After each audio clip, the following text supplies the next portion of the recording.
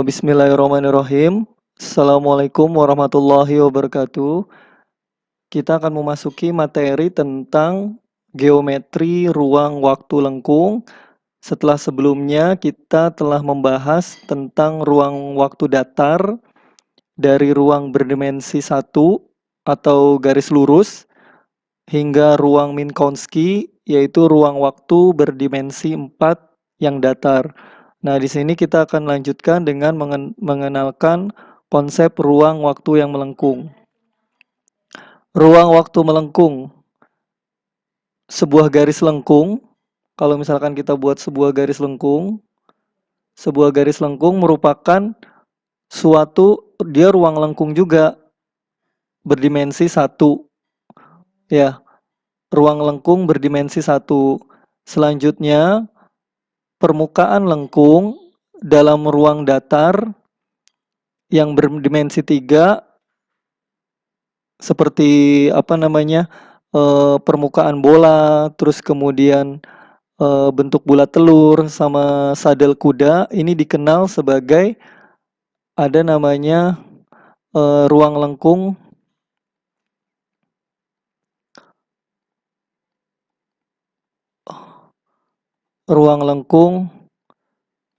dimensi 2.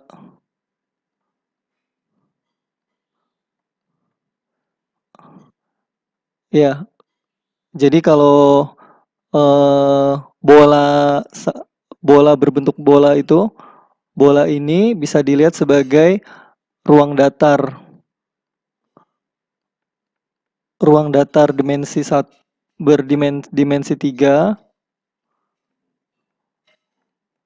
Tapi ini bisa disebut juga sebagai ruang lengkung dengan dimensi 2. Bagaimana? Nah, nanti kita akan coba akan dijelaskan kenapa disebutnya sebagai ruang dimensi 2. Kemudian ada istilah geodesik.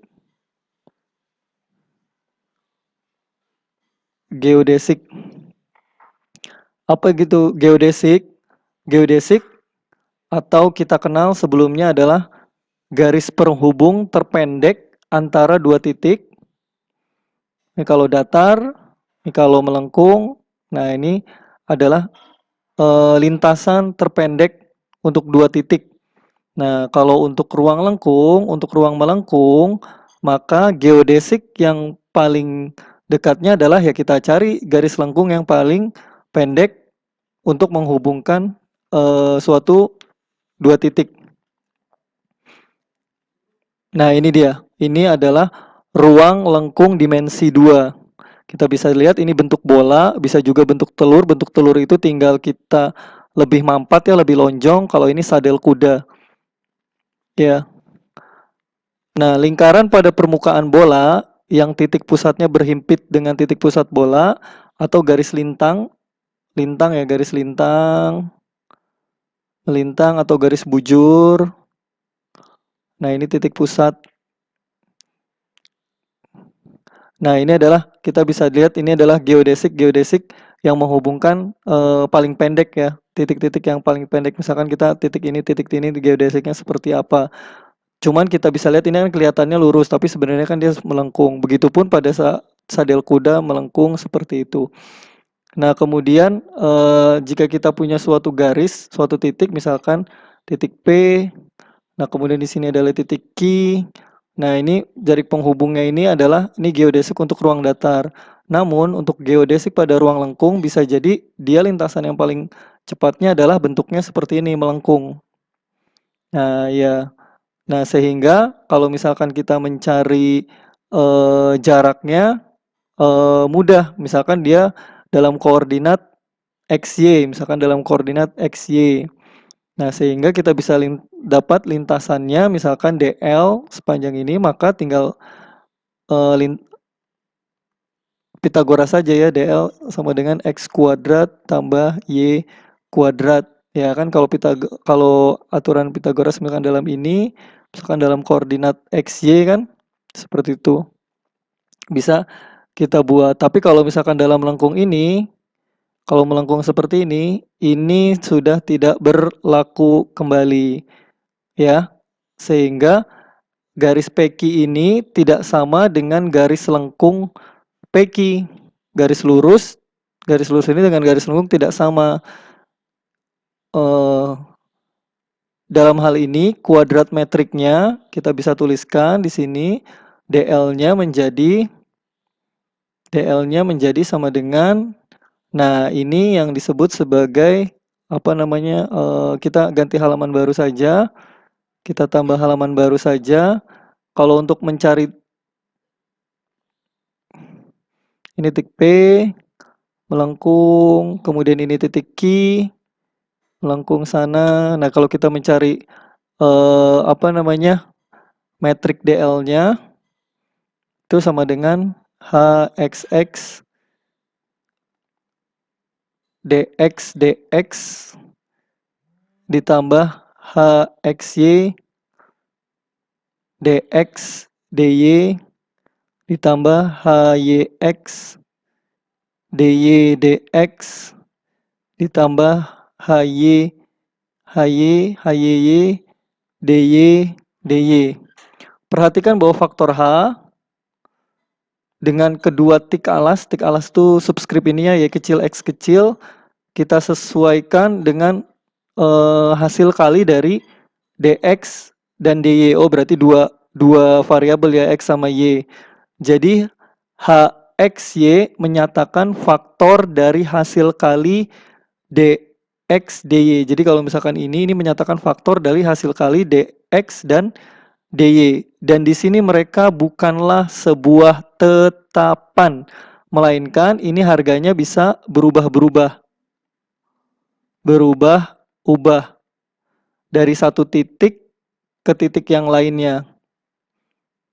Atau dengan perkataan lain, mereka adalah sebuah fungsi. Apa itu fungsi? Fungsi ingat ya kayak gini misalnya. Fungsi f x sama dengan y. Nah ini fungsi. Ini adalah fungsi. Nah sehingga ini perlu pernyataan ungkapan sederhananya. Karena DL ini sama dengan HXX, karena ada yang sama berarti ini DX kuadrat ditambah HXY ditambah HYX DX DY ditambah HYY DY kuadrat. Ya, selanjutnya jika kita definisikan HXX itu sama dengan GXX dan HXY ditambah HYX itu sama dengan 2GXY dan HYY itu sama dengan GYY. Penulisan dua angka dua di depan ini ya, dua di depan GX Y disebabkan ruas kiri terdiri atas dua penjumlahan. Terlihat bahwa besaran GXY itu simetris terhadap pertukaran subskripnya ini. Artinya ya GXY itu sama dengan GYX. Nah dengan menggunakan semua faktor yang ditulis ini sehingga kita dapat tuliskan DL kuadrat sama dengan GXX DX kuadrat ditambah 2 GXY DX DY ditambah GYY DY kuadrat. Dalam geometri diferensial faktor GX ini disebut sebagai komponen tensor metrik G. Nah, selanjutnya apakah tensor itu?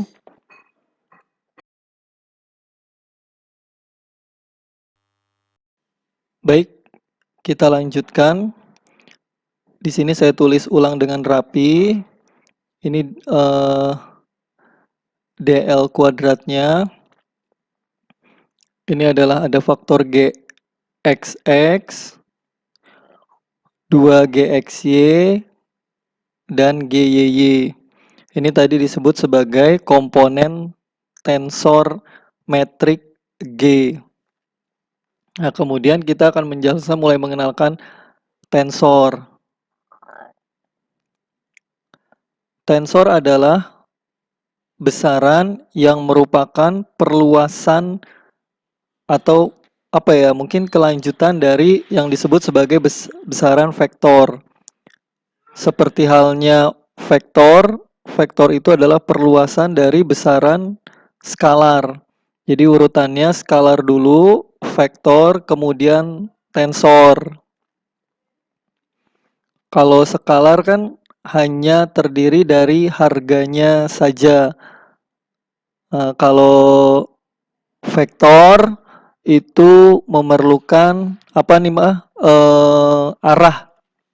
Nah, tensor itu perluasan dari vektor atau bisa dikatakan lebih luas daripada vektor yang tidak hanya ditentukan oleh besaran tapi juga ditentukan oleh arahnya dan sejumlah faktor-faktor lainnya.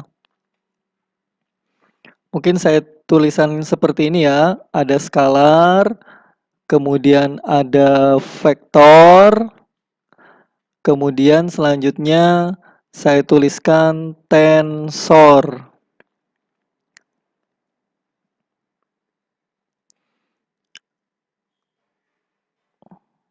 Tiga sahabat ini untuk skalar itu hanya terdiri dari angka, untuk vektor itu adalah angka sekaligus apa tadi? Arah. Angka dan arah. Contoh besaran vektor apa? Gaya. Ya. Kemudian momentum. Kalau tensor itu angka, kemudian arah, dan kemudian ada faktor lainnya. Faktor lain, ya faktor yang tadi, fungsi dari yang ada keterangannya subskrip-subskripnya itu, tik alas dan faktor lainnya.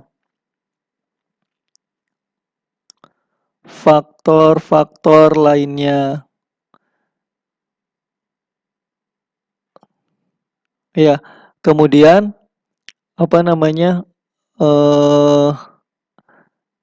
kita ganti misalkan angka dengan T. Kemudian vektor T dalam kurung arah. Nah, kalau ini T, kemudian T kapital, kemudian ada arah, dan kemudian ada dalam kurung faktor lain dan faktor lainnya.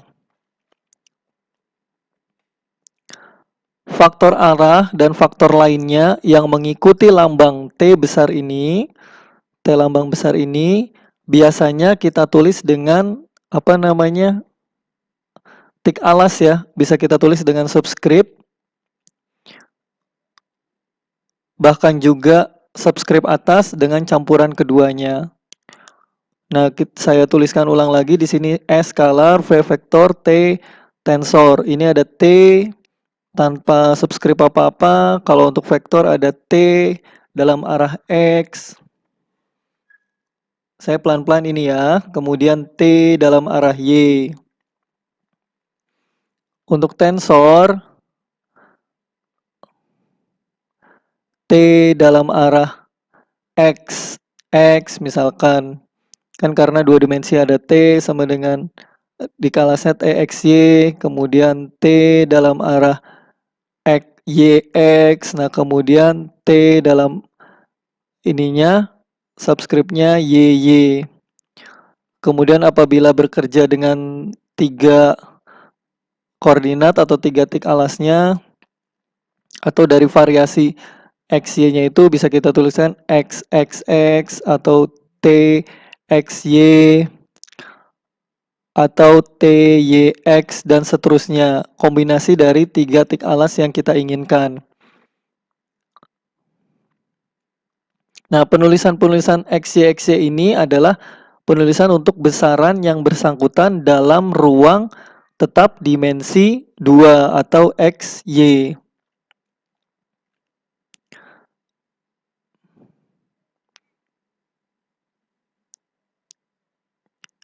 Lambang yang dituliskan di sebelah kanan perkataan vektor dan tensor disebut komponen dari vektor dan tensor. Dari pandangan tensor, maka vektor adalah vektor itu, skalar itu tensor peringkat 0. Kemudian vektor adalah tensor peringkat 1 atau tingkat 1. Tensor metrik G yang tadi kita sudah tuliskan, yang di atas adalah tensor peringkat 2. Jadi secara kasar, peringkat sebuah tensor ditentukan oleh jumlah tik alasnya. Tik alas atau tik bawahnya pada penulisan komponen. Kalau skalar kan nggak ada subskripnya ya, sehingga disebutnya 0. Kalau ada 2 berarti tensor peringkat 2. Begitu pula selanjutnya.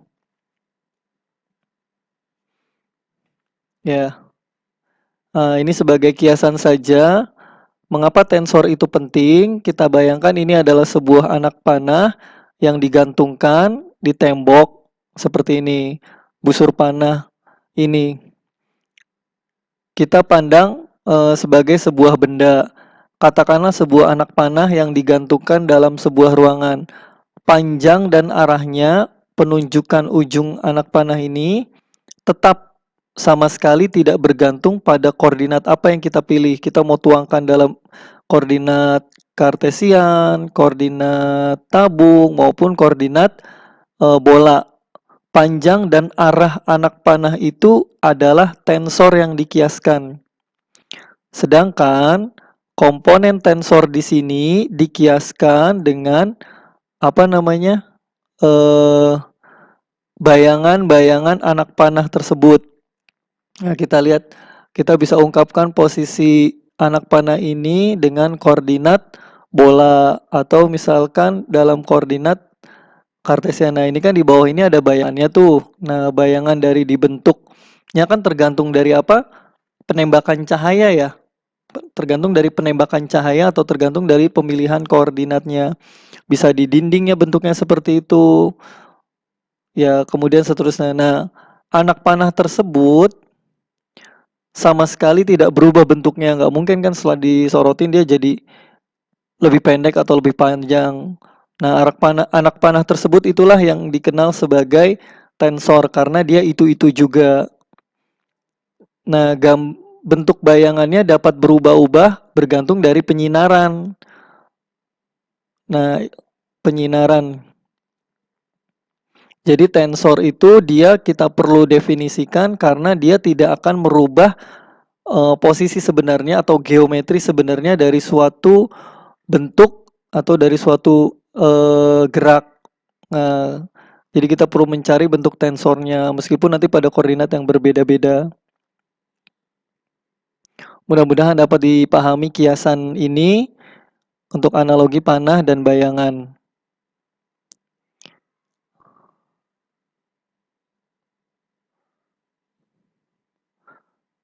Dalam perumusan apa? Dalam perumusan analisis atau koordinat dari fisika, setiap pengamat dikaitkan dengan suatu sistem koordinat. Karena hukum fisika haruslah bersifat mutlak, yang berarti bahwa pengungkapkannya dalam kata harus sama bagi semua pengamat. Maka hukum fisika secara analitis harus dituliskan dalam besaran tensor. Inilah alasannya mengapa kita ngebahas ini panjang lebar untuk tensor ini, jadi pentingnya ini. Nah, sekarang kita mencoba membahas kembali untuk tensor metrik di ruang lengkung. Mudah-mudahan jadi lebih memudahkan.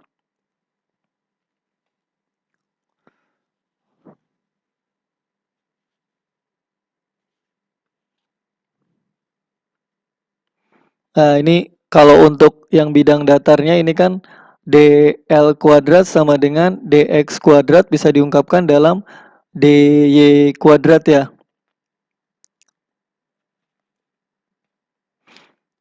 Dalam pendefinisian metrik untuk ruang lengkung, bahwa di ruang datar semua komponen metrik ini adalah bilangan tetap. Sedangkan untuk ruang lengkung, komponen tensor metriknya adalah fungsi. Ingat ya tadi fungsi. Fungsi artinya pada setiap titik-titik bisa berubah dari satu titik ke titik satunya.